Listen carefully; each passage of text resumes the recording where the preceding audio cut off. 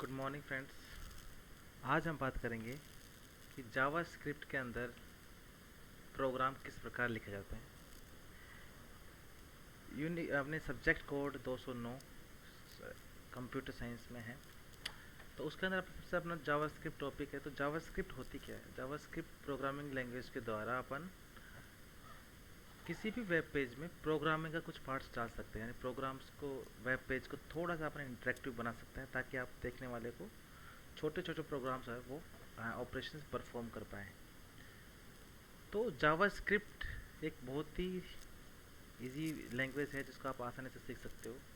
इसको हमेशा HTML pages के अंदर ही लिखा जाता है आपको। तो इसको लिखने का तरीका किस प्रकार है?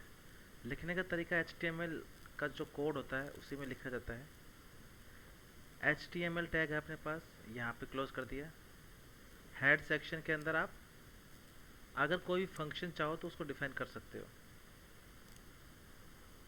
किसी फंक्शन को हेड सेक्शन में लिखा जा सकता है अपन चाहे तो। लेकिन अपन बेसिक की बात करते हैं, तो बेसिक प्रोग्राम कैसे लिखा जाएगा उसके लिए अपने को सबसे पहले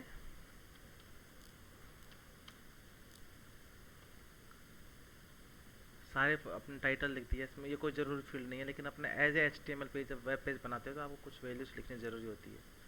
बॉडी टैग के अंदर आपको प्रोग्रामिंग का पार्ट लिखना होता है। आप कोई अगर स्क्रिप्ट, जावा स्क्रिप्ट लिखना चाहते हो तो वो आप हेड सेक्शन में भी लिख सकते हो, लेकिन जो अपन स्टार्टिंग की बात करते हैं वो सबसे पहले बॉडी टैग में अपन लिखते हैं। तो जावा स्क्रिप्ट प्रोग्राम को लिखने के लिए यहाँ पे स्क्रिप्ट टैग को काम लिया जाता है। Script language equal to JavaScript लिखा होता है, type equal to text slash JavaScript, ये आपको लिखना है फिक्स।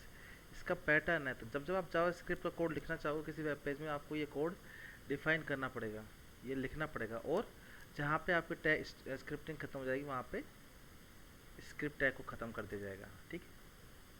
तो और यूनिक्स के अंदर अपने जावा स्क्रिप्ट के अंदर दो फंक्शन अपन यहाँ पे काम ले, प्रॉम्प्ट फंक्शन है।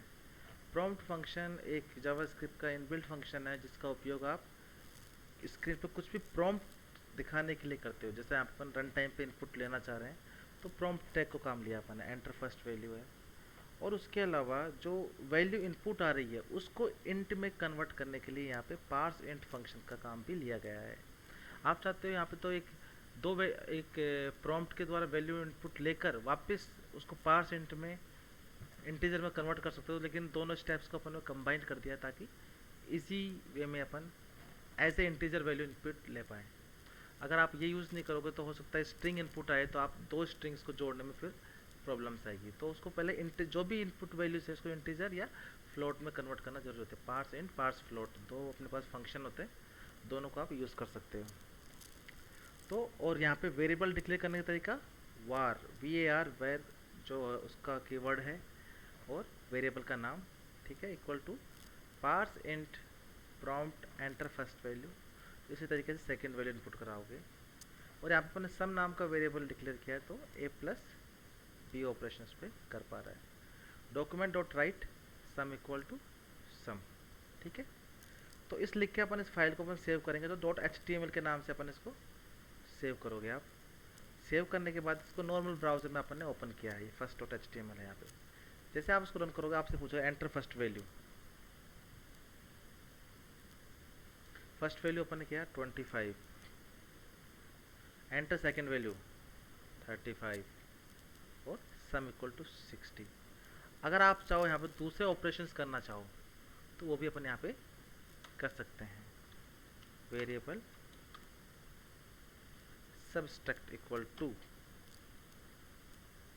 A माइनस B, ठीक है। वेरिएबल मिन M2, माइनस का मतलब A minus B, var D1 A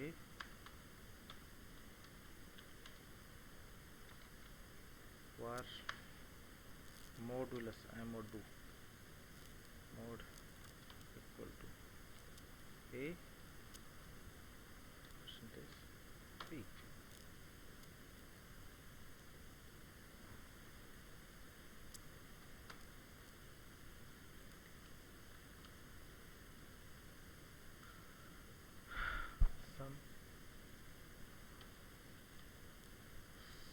subtract बराबर subtraction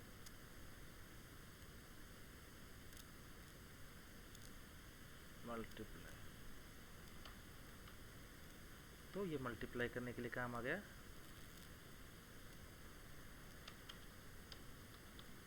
MUL equal to M2 and division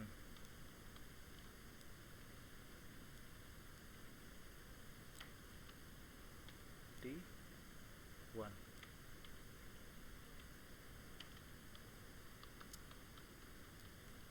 modulus equal to mod. Save करने के बाद जब आप इसको रन कराओगे तो इसका आउटपुट 65/1030।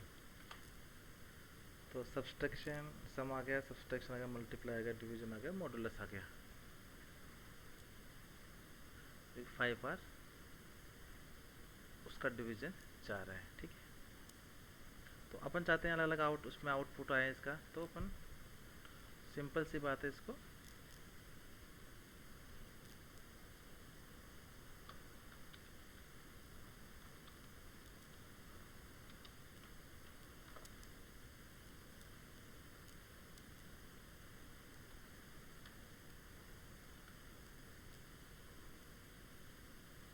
तो आप चाहो तो यहाँ पे इस BR टैग को हर जगह कॉपी कर सकते हो।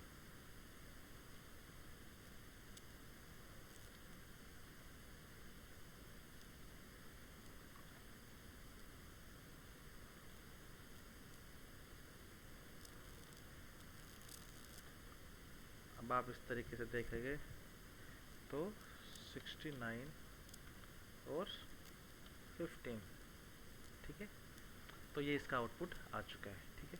तो इस तरीके से जावास्क्रिप्ट के अंदर प्रोग्राम लिखा जाता है। उम्मीद करता हूँ ये वीडियो आपको पसंद आई होगी और आप में कंसेप्ट क्लियर होंगे कि जावास्क्रिप्ट का प्रोग्राम किस प्रकार लिखा जाता है। सबसे ध्यान देने वाली बात है, यहाँ पे स्क्रिप्ट टैग का इस्तेमाल किया जाता है, जिसके अंदर आपको ये कीवर्ड्स डिफाइन करने होते हैं और जब प्रोग्राम खत्म हो जाए तो स्क्रिप्ट टैग को खत्म करना होता है और फाइल को .html के नाम से ही सेव किया जाता है। Thank you very much.